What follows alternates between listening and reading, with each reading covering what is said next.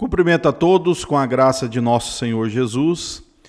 Já tem alguns anos que eu tenho feito constantemente apontamentos em escritos adventistas em que eles destoam da doutrina da Trindade clássica, conforme aparece nos credos, nos concílios, nos grandes teólogos pais da igreja, como também nas confissões protestantes, nos reformadores. Via de regra, o adventismo se afasta deles. Há um emaranhado enorme por causa da história dos pioneiros adventistas, que eram semi-arianos, enfim. Então há uma tentativa de remendar a história e apresentar justificativas para que a igreja adventista não perca aí o seu papel de igreja remanescente, tendo como fundadores heréticos, né? Eu vou mostrar aqui para vocês como a teologia adventista é arrogante, é soberba, né? É presunçosa em relação à doutrina da Trindade, né? Eu vou fazer a leitura de algumas partes aqui do livro Tratado de Teologia Adventista do Sétimo Dia, no tópico Doutrina de Deus. E você observará que a Igreja Adventista, ela considera todos errados no que tange à doutrina da Trindade no decorrer da história. E depois você vai descobrir quem é que trouxe a verdadeira doutrina da Trindade para a igreja remanescente, né? Então eu quero começar aqui na página 162. Tem um subtópico aqui, Concílio de Nicéia, eles lembrando que o Concílio de Nicéia proclamou oficialmente a geração do Filho. A Igreja Adventista faz uma caricatura dessa doutrina, dizendo que a doutrina da geração eterna ensina que Jesus tem a sua ontologia subordinada ao Pai, o que é uma caricatura, uma falsa apresentação dessa doutrina. Eles, portanto, são encarnacionistas, né? Eles negam a geração eterna. Sobre Agostinho, olha só o que eles vão dizer aqui, ó. Agostinho, porém, não foi feliz ao usar a palavra pessoas, provavelmente porque o termo sugere a ideia de indivíduos separados. Ele acreditava que o termo é empregado não para dar uma explicação completa, mas para que não fôssemos obrigados a permanecer em silêncio. Mas aí ele continua: as pessoas são assim reduzidas a relações de procriar, de ser procriado e de proceder, dentro dessa estrutura, defendendo que o Espírito Santo procede do Pai e do Filho. Agostinho promove a ideia de que o Espírito, como pessoa subsistente, é fruto do amor mútuo entre Pai e Filho e o elo consubstancial que os une. Há razões para se perguntar se essa visão faz justiça à revelação bíblica de três pessoas independentes. O Del Uno parece absorver o Del Trino.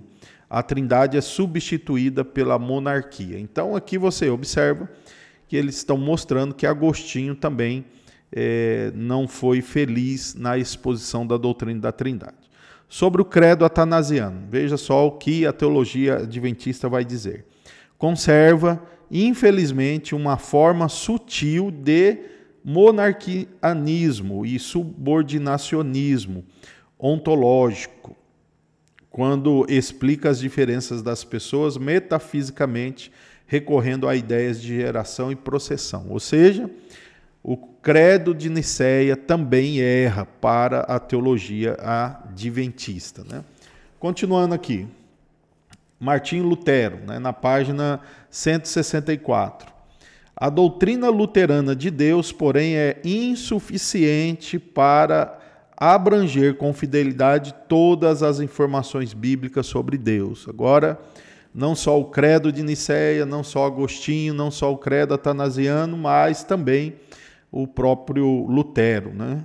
Errou na exposição da doutrina da Trindade. João Calvino, vamos lá para o grande reformador de Genebra, diz a teologia adventista: a doutrina calvinista de Deus também é insuficiente para incluir e incorporar com fidelidade todas as informações bíblicas sobre a divindade, né? Então aqui também Agostinho, né, falhou, né?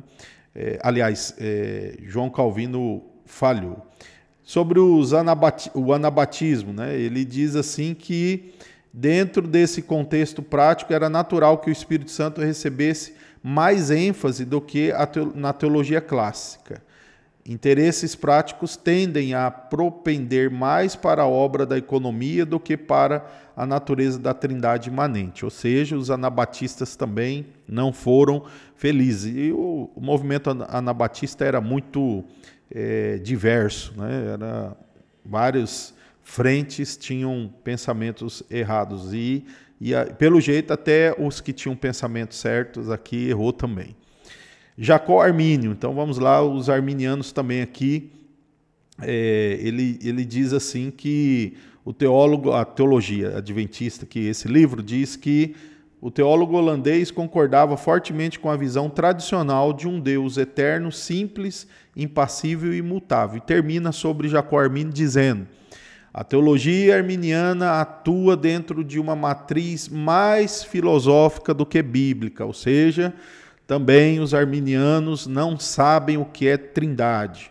E aí vai dizer de outros teólogos, né, liberais, ortodoxos, o próprio Karl Barth, né, eles dizem assim, em suma, a concepção barthiana sobre Deus e a trindade é muito parecida com a de Aquino, né? Então está dizendo aqui que Aquino é, na verdade, o pensamento teológico de Karl Barth sobre a trindade.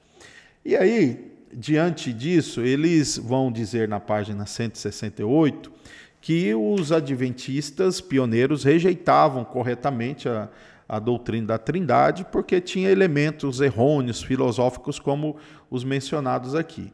E dentre as conturbações e as dificuldades aí da igreja adventista com relação ao seu período pioneiro e à doutrina da trindade, é relatado aqui, mas para finalizar, quem é então que tem a doutrina da trindade mais correta, né? Então vamos lá ver aqui o que é dito na página 169.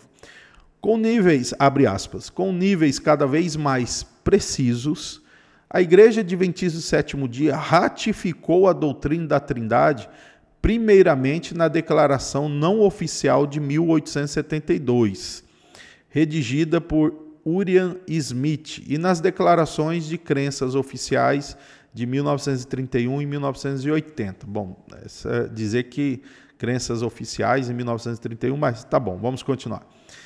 Agora, observe aqui.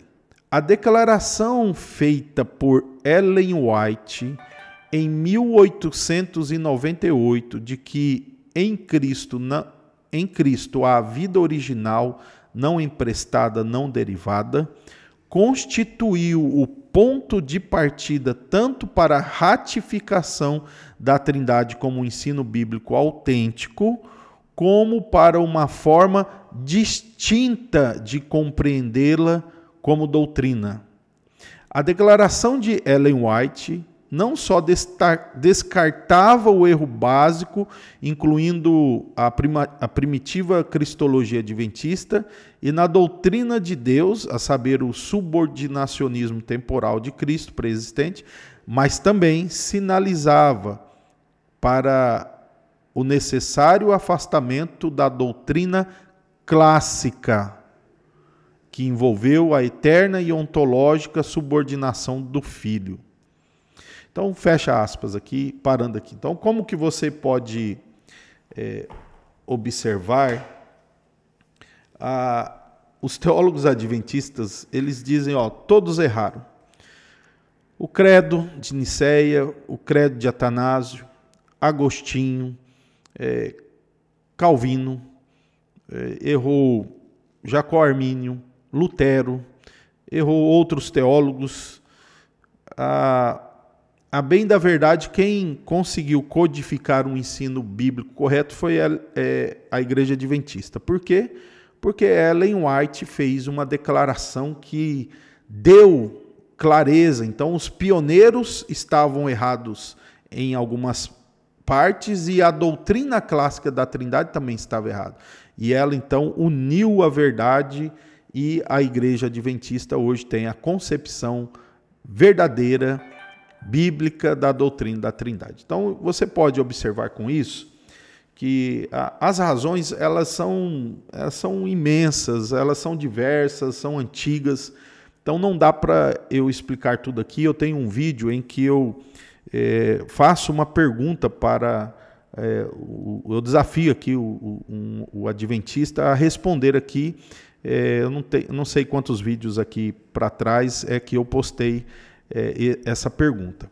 Mas o que nós notamos é que, por causa desse histórico antitrinitário na Igreja Adventista, ela precisou ficar produzindo essas coisas. E, com isso, eles agora dizem que todos, desde os credos a todos os teólogos, erraram em certo sentido, e a dona Ellen White, a senhora, né, que é a profetisa deles, que corrigiu esse ponto por meio de suas visões, que também você vai verificar, ela não trabalhou nada.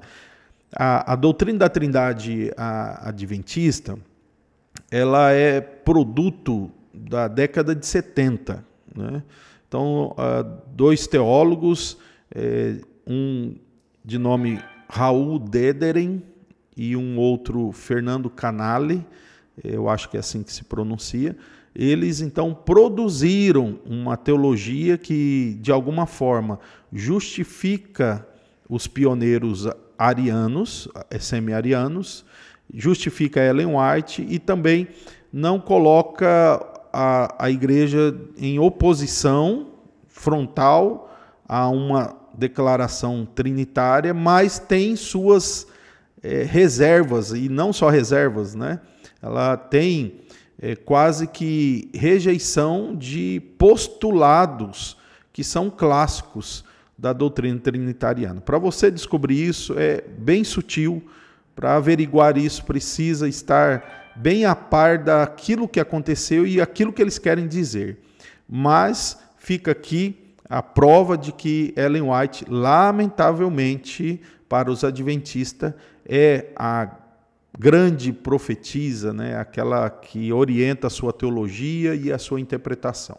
Que Deus tenha misericórdia dessas pessoas e que nos preserve sempre na verdade. Deus te abençoe.